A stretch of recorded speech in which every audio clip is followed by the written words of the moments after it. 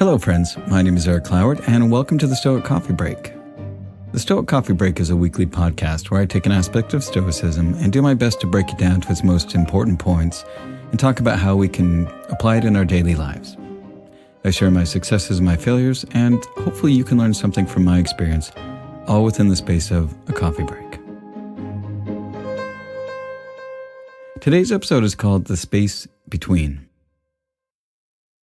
Marcus Aurelius said, "When force of circumstance upsets your equanimity, lose no time in recovering your self-control, and do not remain out of tune longer than you can help. Habitual recurrence to the harmony will increase your mastery of it." Over the past few weeks, I've been thinking a lot about equanimity and how it may be the most important idea that the Stoics came up with. And the more I look into it, the more that I see that this is one of the most important principles and a foundation for being able to apply all the other principles more effectively.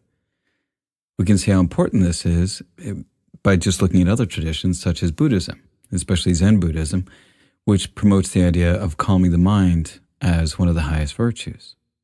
So why would this be the case? Why would this one element be such a bedrock foundation of Stoicism? Well, I used to think that equanimity was a byproduct of following Stoic principles, that if you learn to control what you can and let go of the rest, then you can find more peace of mind. But the more I was thinking about this, the more I think that it's almost the opposite, that the calmer your mind, the easier it is to see what you have control over and what you don't have control over.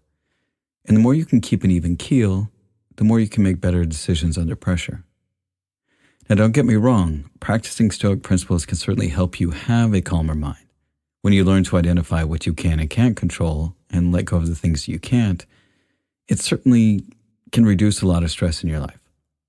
But if you're constantly feeling stress, then this process is much harder because you're starting out at a disadvantage. Taking the time to practice mindfulness puts you at an advantage because you're already in a state of mind that's helpful. It's like the difference between preparing for a fight versus just being tossed into the ring at a moment's notice. Equanimity, mindfulness, meditation, all of these should not just be an afterthought or a nice to have, but should be considered essential tools in your Stoic practice. Viktor Frankl said, "Between stimulus and response, there is a space, and in that space is our power to choose our response." The Twitter user, the Stoic Emperor, says, "When you are upset, you are likely to sacrifice the well-being of tomorrow to appease the hurt feelings of today.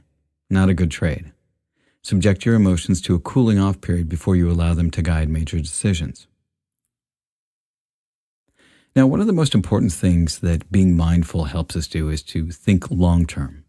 If we're able to take that space between the stimulus and response and choose our response rather than just react, we are better able to choose things that will benefit us in the long run. If we are constantly in a space of reactivity, we let our emotions override our rationality and often do things that might feed whatever we think we need in the short term, but can have long-term negative consequences. We are also less in command of ourselves and are much more easily controlled or manipulated by others. When we can learn to take that moment to make a choice rather than just react is probably one of the most powerful things that we can learn to do in our lives. And giving ourselves that power to choose how we respond in any situation is the ultimate expression of self-control and power. And the fact that we are always looking to make a choice means that it's more likely we'll respond in a way that we're proud of and that ultimately leads to better outcomes for ourselves and those around us. Peace, it does not mean to be in a place where there is no noise, trouble, or hard work. It means to be in the midst of those things and still be calm in your heart. Anonymous. Now, meditation and mindfulness are not easy things to do. Our minds are always on the run. And the Buddhists have a great term for this called the monkey mind. And for many of us, when things get quiet, we get anxious, and it feels like our minds are spinning even faster. And what's really going on here is that when you are not focusing on something else, you start to see how busy your mind actually is. And there's nothing wrong with this. It's just the way that our minds are in this modern era. Now, the most important thing you can do with meditating is not to try and not think about anything, but it's about becoming more aware of what you're actually thinking. Meditation and mindfulness are just practices in awareness that, with each breath, for example, it's an anchor to maintain your state of observation. You take a breath, you notice a thought, you breathe out, and just watch where the thought goes, and you repeat that process. Naval Ravikant said, meditation is intermittent fasting for the mind. Too much sugar leads to a heavy body, and too many distractions lead to a heavy mind. Time spent undistracted and alone in self-examination, journaling, meditation, resolves the unresolved and takes us from mentally fat to fit. A skilled warrior controls and tames their anger and uses it as fuel only when necessary, but never lets it drive their choices or actions. They know that letting their anger or fear drive their actions is more dangerous than almost any enemy they may face. Doing our best to cultivate a mind that is thoughtful and calm and patient prepares us to be more resilient when we feel anger or fear and want to lash out and say or do impulsive things. Now, like most things, it is always challenging to take what we know and to turn it into what we do. Turning our daily practice of mindfulness into something that we do as a habit is something that we need to practice as often as possible. And the thing is, with a habit of mindfulness, we're going to fail. Because if we never failed, then we would never need to be mindful because we would just be mindful all the time. And we're going to fail in our practice, and then we'll remember to be mindful, which we'll do for a while until we forget, and then remember to be mindful again, and repeat. And this never-ending cycle becomes part of our practice to be just a little bit better each day, to be a little more present each day, to live up to our ideals a little more closely each day. And this is one of those ideas that seems obvious, but is not always easy to follow.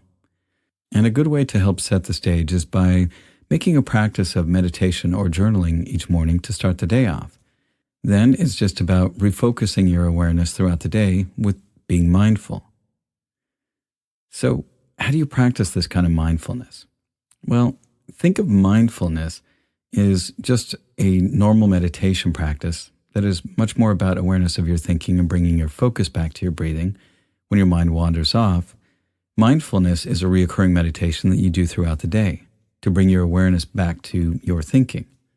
So when you do this, you can just remind yourself at certain times throughout the day, or whenever you think about it, to be as present as possible, to not worry about things from the past because they can't be changed, and to not stress about the future because those are events that are unknown and have not yet arrived.